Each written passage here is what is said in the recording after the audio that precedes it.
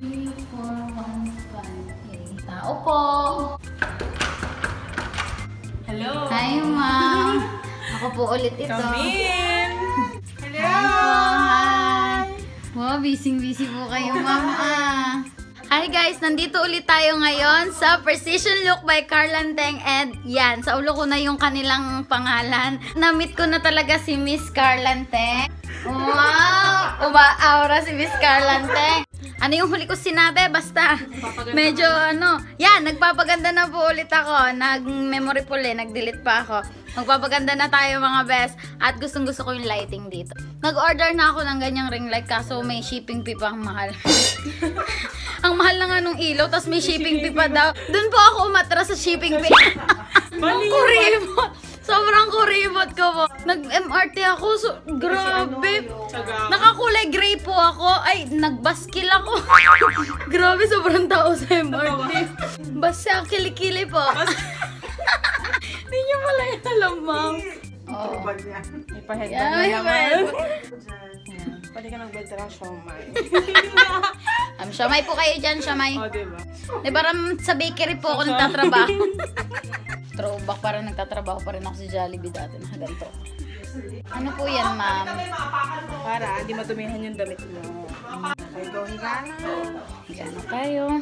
It's super exciting. Alam nyo ba ang gagawin? Nasasabi ko na ba sa inyo ang gagawin sa akin? Ang gagawin po sa akin ay ang aking lips. Isa sa mga biggest insecurities ko bukod sa ngipin ko. Lips, kasi kahit hindi po ako naninigarilyo, medyo natural na maitim siya. Hindi mo siya sobrang itim, pero gusto ko yung may malight po parang mistisa. Yan. Yan yung magiging after? Yes. Last week ko lang pinagawa yung pilik. Ay ma'am, 120,000 views na po yung mahigit. Ang dami. Salamat po sa lahat na nag-view. Bongga po. Bongga yan. Ma'am, masakit po ba yan? Actually, during the procedure, hindi siya masakit. After the procedure, dun mo mararamdaman na medyo kumikirot-kirot, mahapde. Ay, Diyos ko po, dapat sinabi niya. Pero syempre, tolerable naman siya. Bongga. Kaya ko po yan. Sanay naman po ako masaktan. Ako rin sanay. Ito na, anesthesia. Anesthesia po. To 35 to 40 minutes. Mas matagal siya kaysa sa eyebrows na anesthesia. Mamamaga po lips ko. Medyo after the procedure.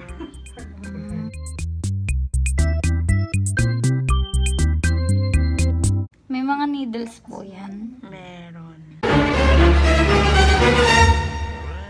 Patingin nga po. Tada! Ay, needles talaga. Patay na. 5 needles siya.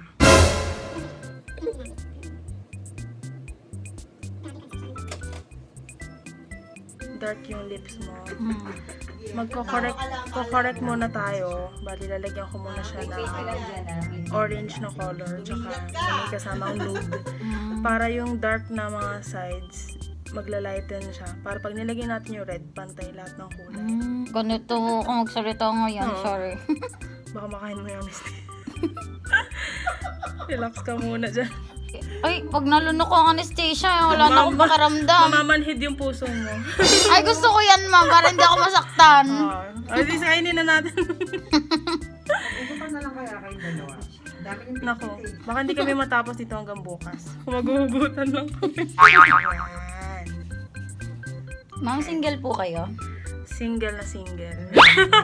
Ready to mingle? Ready to mingle. Joke lang. Yan, gusto ko yan. Busy ako. Ito, para siyang cling wrap. Para yung anesthesia sa lips ma-absorb mabuti.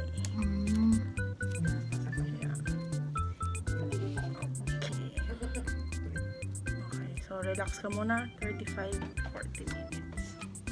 Mananahimik tuloy tayo.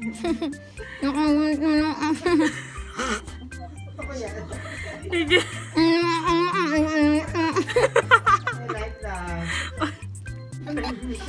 So, paano ko magpa-vlog? Kailangan mo ba ako? Actually, yung nangyayari po sa kanya ngayon ay hindi normal. Hindi po siya si Baninay ngayon.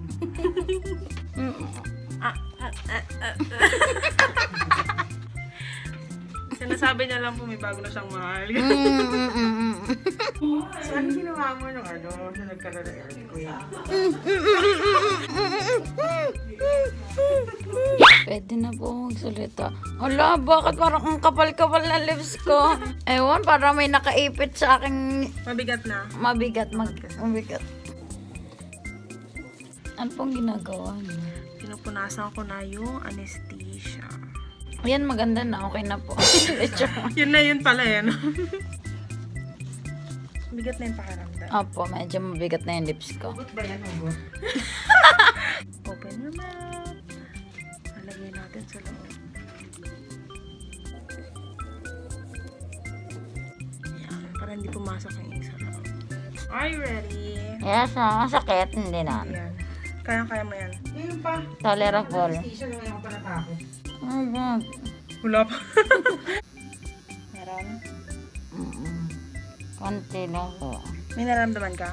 Konti lang. Parang vibration lang. Vibration lang. Ay, so, Kala ko naman masakit. meron na pero parang vibration lang.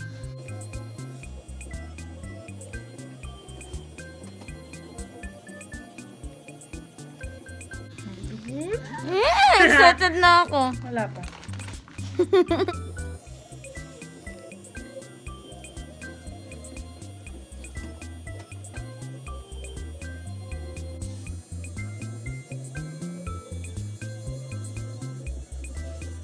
Hindi na dark yung sa ibaba. First layer pa Hindi, lang. ano pa lang to. Para dun sa mga dark na part. Ang ganda. Ang ganda na oh. Medyo masakit mga best. Pero tolerable naman siya. Parang taste ganda.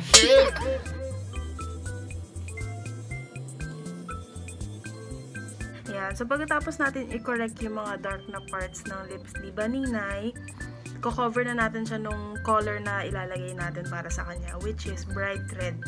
Ang kalalabasan ng bright red, medyo magpipink siya ng konti.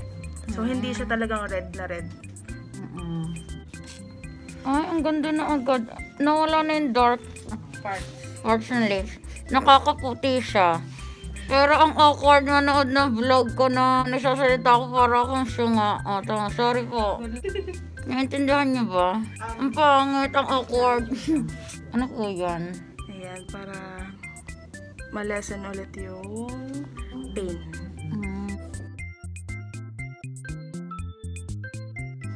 Yan mga best, kung mapapansin nyo, medyo nag-light na siya. Hindi na super dark yung lips ko. Medyo masakit siya. Hindi naman yun to the point na iiyak ka na. Para lang may nagbabibrate sa lips mo. Parang kinakagat ka lang. Joke lang. Okay lang yan, pero sanay naman siya sa sakit. Kaya may Sanay factor yun. Diba? Makaka-move on din ako. Makamove on din siya. Ma'am, ano nga pong mga bawal kong gawin after? As much as possible, i-avoid natin na ma-wet yung lips natin. So, talagang tiis ganda to. Inom tayo, magsustraw tayo. Tapos, yung mga ma-oily na food, iwasan muna natin siya for 4 to 5 days. Tapos, no swimming for 2 weeks. So far, yun lang naman ang pinaka-importante sa lahat. Paano po yung paliligo ko? Siguro mas maganda kung i-cover niyo na lang siya ng cling wrap, then tapean niyo sa sides. Ay, bongga. Sige, gaganyan na. Or hindi na lang maliligo. Joke. Sobrang kinakabahan ako sa mangyayari.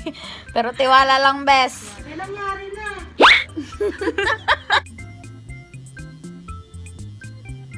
Yung red na. Yes. Bright red ang color niya.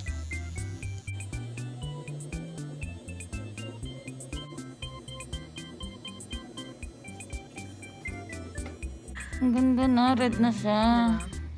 Lalagyan ulit ng anesthesia kasi medyo nararamdaman ko na siya. Para akong tinagusan, oh, bes. Ano ba? Second day ni Banina. Meron na. Ito na yung 1/4 na tapos. Yes, mabilis na to. Diba?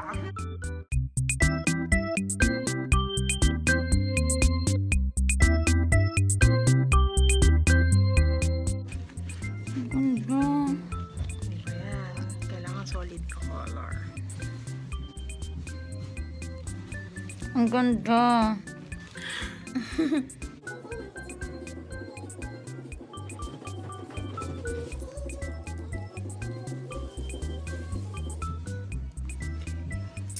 Ayan mga best, pwede na tayong magsalita ngayon. Hindi na masyadong awkward tingnan. Habang patagal ng patagal, masasanay ka sa sakit. Hindi siya mawawala, pero hindi siya, sinabi ko nga kanina, hindi ka mapapayak sa sakit para lang may kumukurot ng konti.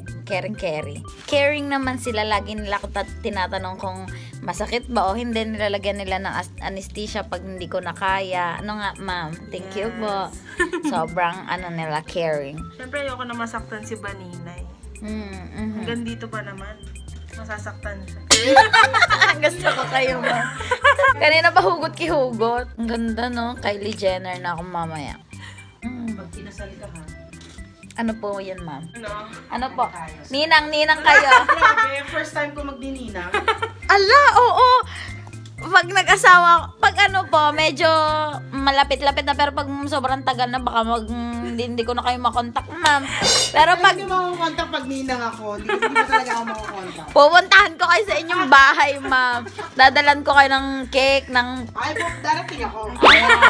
Tapos Ninang, hi ma'am, Ninang Carol.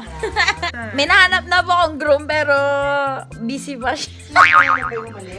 Opo, kaya namagang ganito. Grabe, ang sure kayo. Joke lang po.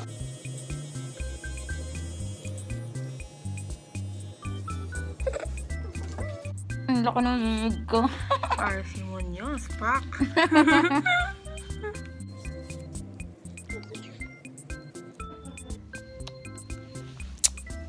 Oh my God! Sobrang red na niya.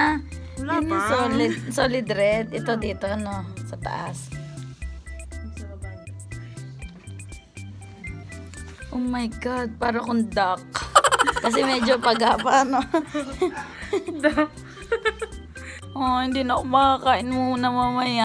Para makapag-diet ako. Na-open naman pa. Kaya nga gusto ko rin eh. Kahit sa linggo lang, para sa summer bod.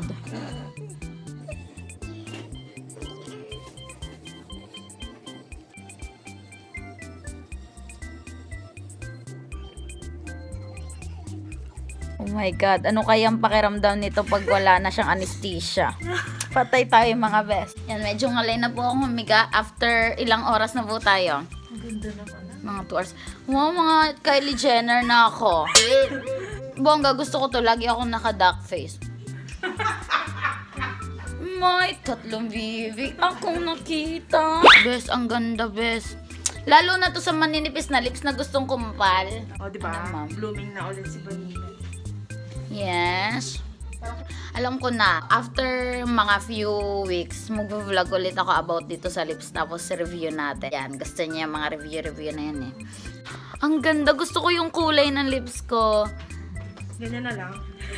Ang ganda siya, nakakaputi siya, ma'am.